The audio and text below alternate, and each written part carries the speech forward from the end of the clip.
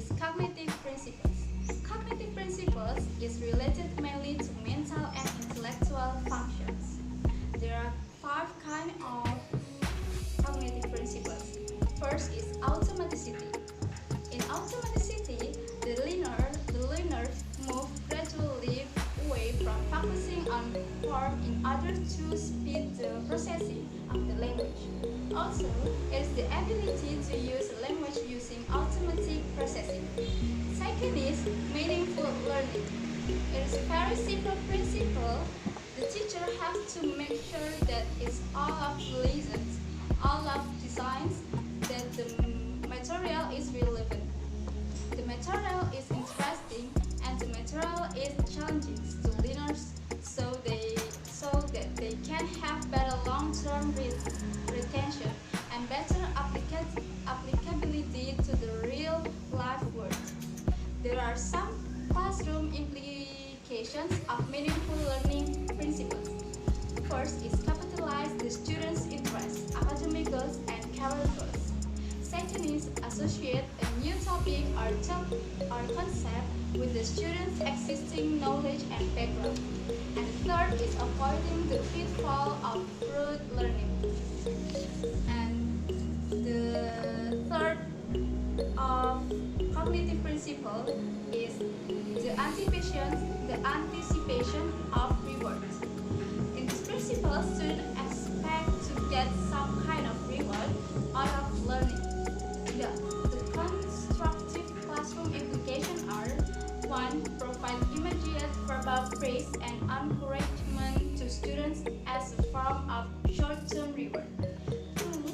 Encourage students to reward each other with compliments and supportive action. 3. Try to get learners to see the long-term reward in learning English. The fourth is increasing motivation. The learners will feel the behavior itself is the reward, since they enjoy and deserve it. Fifth is strategic investment. A learner's personal investment of time, effort, and attention to the second language, which help comprehending and producing the language. For the second principle is affective principles. The affective principles are characterized by the large proportions of emotional involvement. There are 4 kinds of affective principles. First is language ego.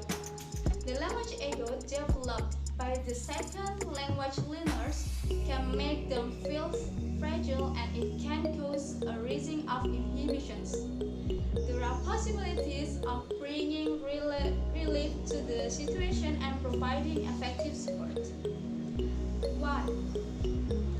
Give your supportive attitude to your students openly. 2. Considering learners' language ego states will help you to determine some questions. 3.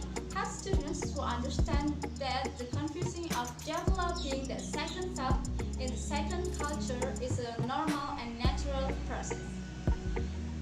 And for the second kind of affective principles is self-confidence.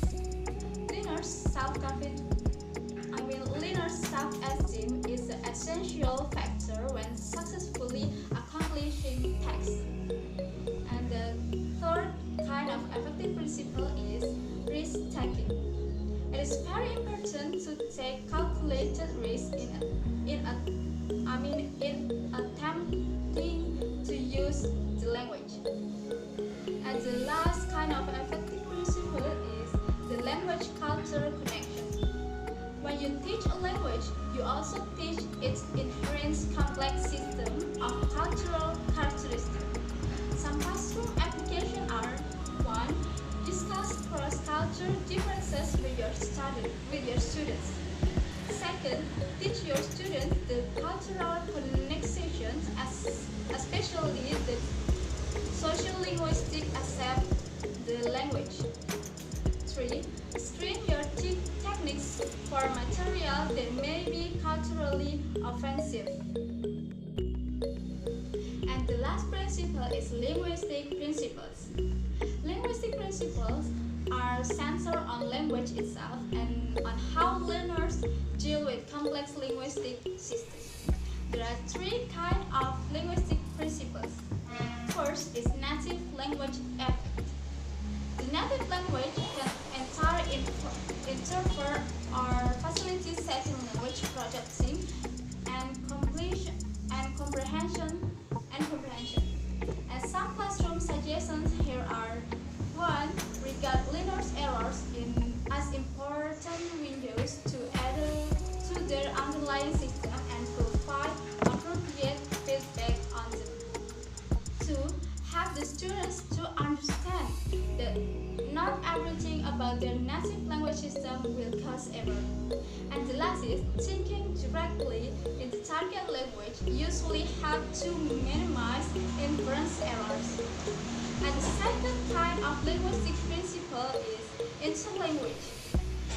Second language learners tend to go through a systematic or quasi-systematic development process as they progress to full competence in the target language. Successful interlanguage development is partially a result of analyzing feedback from others. And the last kind of linguistic principle is communicative competence. To develop communicative competence, instruction needs to point towards organizational, pragmatic, systematic, and psychomotor competence. Some classroom teaching rules in communicative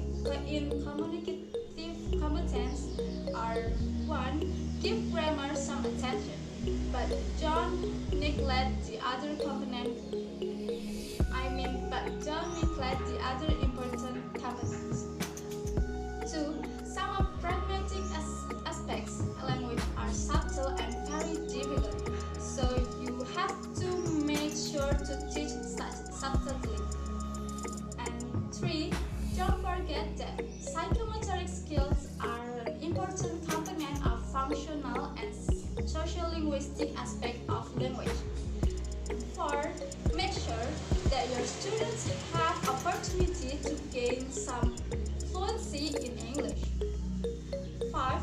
Try to keep every teaching techniques as authentic as possible. And the last is make sure you are preparing the students to be independent leaders and manipulations of language. So guys, this is a 12-11 of teaching by principle from Douglas Brown School. Okay, this is for me enough. Thank you for watching. Wassalamualaikum warahmatullahi wabarakatuh.